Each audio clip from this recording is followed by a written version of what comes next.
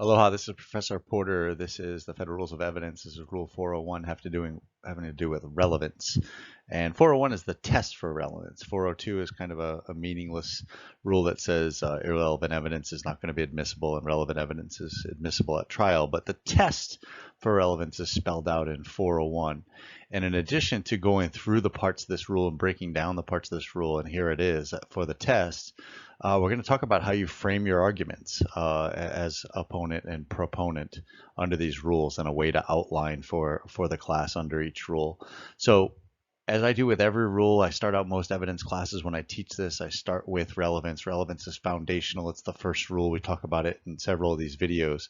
And this is the test. And if you use the operative words in this rule to frame your arguments, from both sides, you'll be better off. And I'm going to teach you how you would do that with outlining. But the operative words, any tendency is one. To make a fact more or less probable than without the evidence. It's not more probable or less probable. It's more probable than without the evidence. So those words are kind of married together. And it's not just any fact. It's a fact of consequence. It's something that matters at trial. But don't go too far with that. A fact of consequence doesn't mean it has to prove the entire case, and it certainly doesn't mean that evidence has to go to an element of the claim or an element of the crime or a portion or an element of the defense. Just has to go to something that matters. Credibility matters, intent matters, identity matters, jurisdiction matters. There's lots of things that can matter during the course of the trial, and what matters can change during the course of a trial. I think of practically when I think of a relevance objection, especially from the perspective of the proponent, really what I have to do is when I'm presenting evidence, when I'm putting on evidence, asking questions of a witness, putting in evidence through a witness, I'm really thinking everything I do, every single exhibit, every question, every piece of testimony that I'm trying to elicit from this witness, I have to have a purpose for doing it. And the purpose must be relevant. I have to be able to tie what I'm doing at any point into something that matters. So from the proponent's perspective, you think of this relational analysis for this rule. Now, I put this photo up here because I describe in other videos, and I'll describe it here again, that the way that this rule 401, the test for relevance, is set up, it's not like the hurdle of other rules. It's not really anything to overcome. It's more of a speed bump. It's more of a doormat.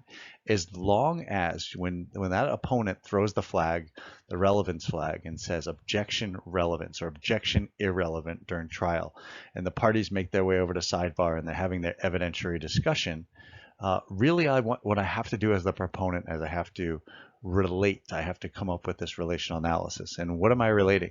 Whatever I'm doing, whatever this evidence, if it's a question that I'm trying to elicit an out-of-court statement, if it's a question where I'm trying to, bolster the credibility or corroborate other evidence, what am I trying to do?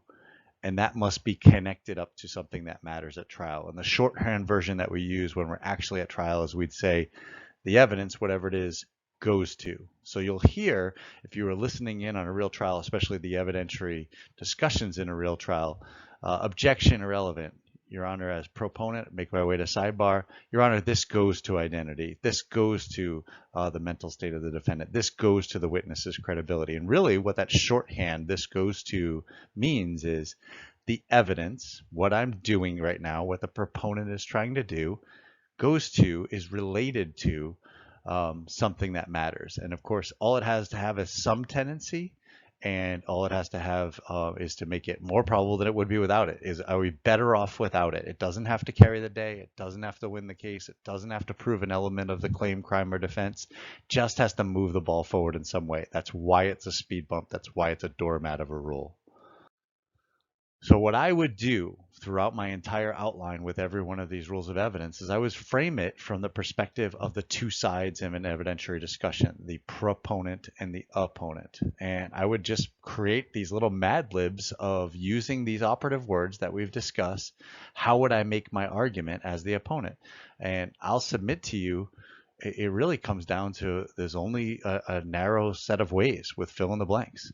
So if I'm the opponent, I'm going to sidebar. After I've said the word objections relevance or objection irrelevant, I'm making my way to sidebar. When the court turns to me and I get to give my explanation, I'm using these rules.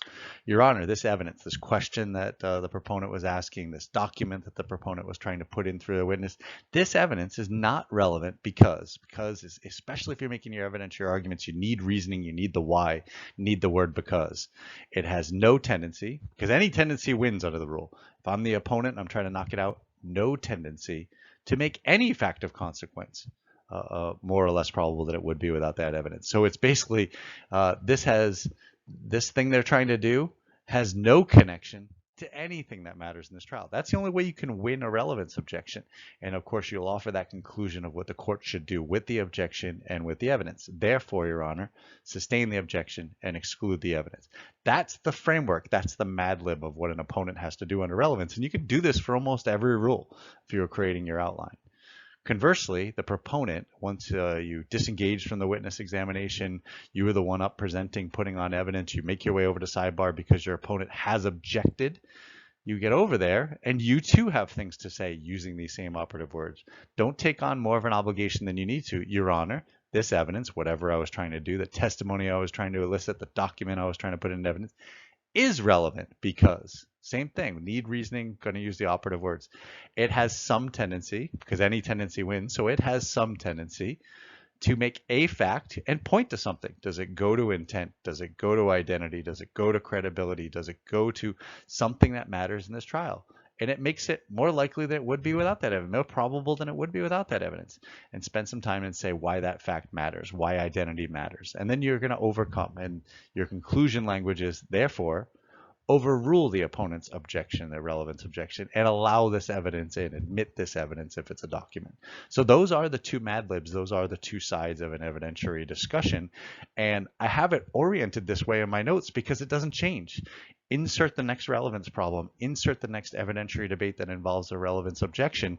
These things hold. The opponent's always going to say some form of the same thing if they want to be successful, and the proponent's always going to say some form of the same thing if they want to overcome the objection hurdle, the speed bump that is objection, and move on with their examination and get in the testimony or get in the document.